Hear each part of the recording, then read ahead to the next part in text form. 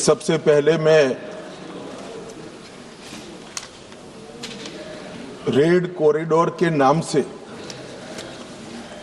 जो पूरा क्षेत्र जाना जाता था,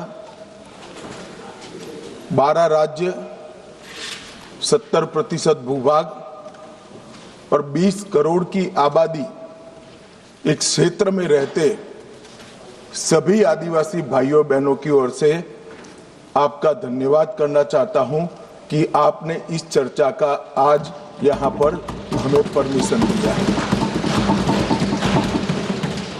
माननीय अध्यक्ष जी, वो सालों से चाहते थे कि इनका दर्द, इनकी वेदना, इनकी परेशानी, नक्सलियों द्वारा किया गया उनको अन्याय और उनके भविष्य को अंधेरे में घेरने वाली ये पूरी व्यवस्था एक बार देश की सबसे बड़ी पंचायत हमारी संसद में उजागर हो और पूरी दुनिया उसको जाने। मगर लंबे समय तक इसको मौका नहीं दिया गया और मुझे इस बात का भी बहुत खुशी है कि देश और हम सब के लिए बहुत महत्वपूर्ण एक घटनाक्रम जो 1970 से लेकर 2026 तक चला, उस घटनाक्रम के बारे में आज संसद में चर्चा हो रही है।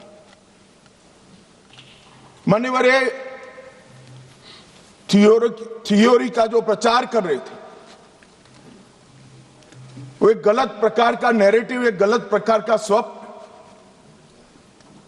भोले भाले आदिवासियों के सामने रखा था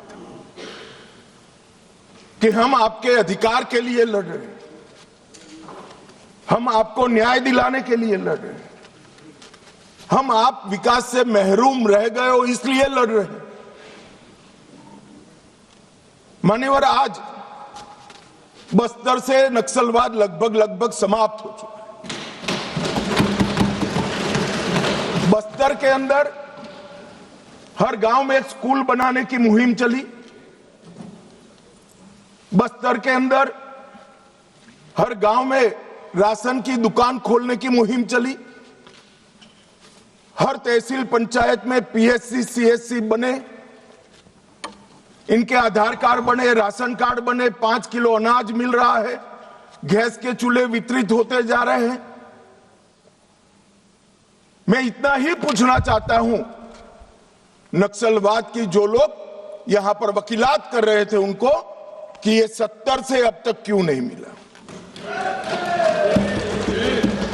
पूरे देश को तो 2014 में नरेंद्र मोदी जी की सरकार आने के बाद देश के हर गरीब को घर मिला, गैस मिला, शुद्ध पीने का पानी मिला, 5 लाख तक का बीमा मिला, प्रति व्यक्ति प्रति माह 5 किलो अनाज मुफ्त मिला। ये बस्तर वाले क्यों छूट गए थे? मैं इसलिए कहना चाहता हूं मान्यवर कि सत्य को झुठलाया जा रहा है। ये बस्तर वाले इसलिए छूट गए थे कि वहां लाल आतंक का परछाया था, इसलिए वहां विकास नहीं पहुंचा था। लाल आतंक का परछाया विकास नहीं है इसलिए नहीं गया था। लाल आतंक का परछाई वहां पड़ा था इसलिए विकास नहीं पहुंचा था। आज परछाई हट गई है और बस्तर विकसित हो रहा है। मान्यवर, बस्तर में विकास। ये जो वकील बन रहे हैं एक हथियारी मूवमेंट के, कहते हैं हम अन्याय के खिलाफ लड़ेंगे। संविधान को मानोगे या नहीं मानोगे? किसी को भी अन्याय होता है, इसका उपाय हमारे संविधान के अंदर निहित है। अदालतें बनी है, विधानसभाएं बनी है, जिला पंचायतें बनी है, तहसील पंचायतें बनी है। ये पूरी व्यवस्था को नकार कर हाथ में हथियार उठा लोगे? ऐसा कैसे चलेगा? और जस्टिफाई जो करे उनको मैं कहना चाहता हूं, वो समय चला गया। ये नरेंद्र मोदी की सरकार है, जो हथियार उठाएगा उसको हिसाब चुकाना पड़ेगा। इस तरह से नहीं चलेगा। सरकार संवेदनशील है, सभी समस्याओं को सुनना चाहती है, निराकरण भी चाहती है। यही संसद ने ढेर सारी योजनाएं बनाई है, मगर इसका इंप्लीमेंटेशन भी आप नहीं करने दोगे, क्योंकि आपकी आइडियोलॉजी और आपका अवैध शासन वहां पर चलता रहे। मैं आज पूछना चाहता हूं, अभी कांग्रेस के लोग बहुत जोर जोर से आदिवासी का विकास नहीं हुआ, विकास नहीं हुआ, विकास नहीं हुआ कहते थे, और राजकुमार रोज जैसे आदिवासी युवा सांसद भी वोट की लालच में कांग्रेस का समर्थन कर रहे थे, कांग्रेस की थ्योरी का समर्थन कर रहे। मैं उनको पूछना चाहता हूं, भाई 75 साल में 60 साल तो शासन आपने किया, आदिवासी अभी तक विकास के बगैर क्यों बच गया? विकास तो अब आकर नरेंद्र मोदी जी कर रहे हैं। 60 साल तक उसको घर नहीं दिया, उसको पानी नहीं दिया, इसके लिए स्कूल नहीं बनी, मोबाइल टावर नहीं पहुंचने दिए, बैंक की फैसिलिटी नहीं पहुंचने दी, और अब आप हिसाब मांग रहे हो। अरे भाई, थोड़ा तो अपने गिरेबान में झांक कर देखो कि दोषी कौन है। मान्यवर, मैं पूरा बताऊंगा। मान्यवर, 12 राज्य, छत्तीसगढ़, तेलंगाना, आंध्र प्रदेश, ओडिशा, महाराष्ट्र, मध्य प्रदेश, झारखंड, बिहार, बंगाल, केरल, कर्नाटक का कुछ हिस्सा और उत्तर प्रदेश के 3 जिले, ये पूरा रेड कॉरिडोर बनाकर रखा और वहां कानून का शासन समाप्त कर दिया। 12 करोड़ लोग गरीबी के अंदर सालों तक जीते रहे, किसी ने चिंता नहीं की। हजारों युवाओं की मृत्यु हुई। एक एनजीओ की अगर मान ले तो इधर और साइड से 20,000 युवा मारे गए।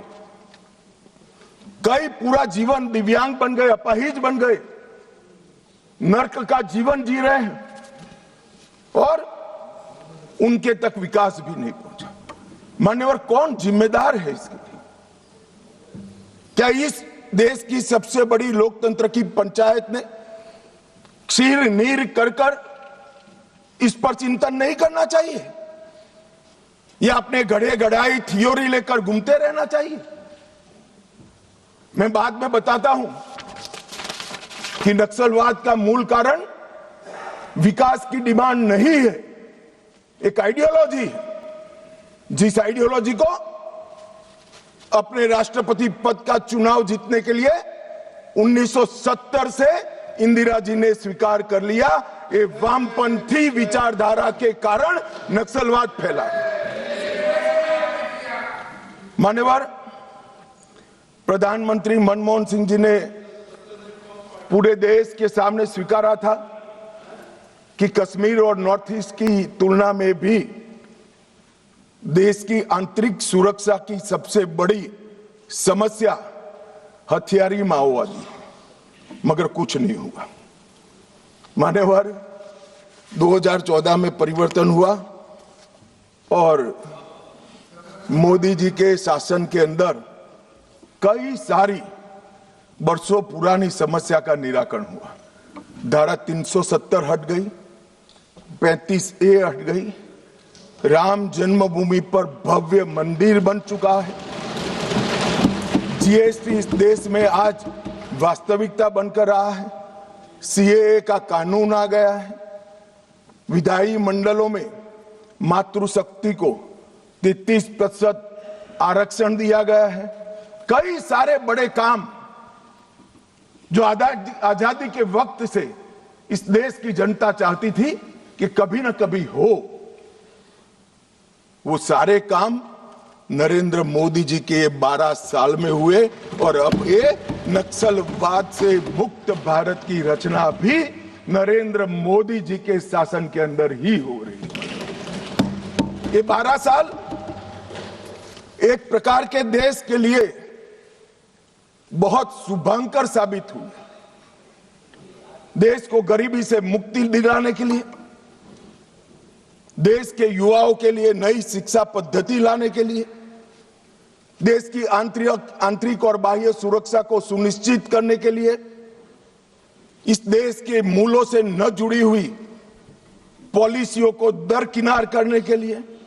ये 12 साल में बहुत कुछ हुआ है, मगर मैं मानता हूं अगर कोई पॉलिटिकल साइंस का विद्यार्थी इसका रेटिंग करना चाहेगा कि ये सारी चीजों से सबसे बड़ा फायदा किस फैसले और किस सिद्धि से हुआ है, तो निसंकोच वो पॉलिटिकल साइंस का विद्यार्थी नक्सल मुक्त भारत को नंबर 1 पर रखने से जरा भी नहीं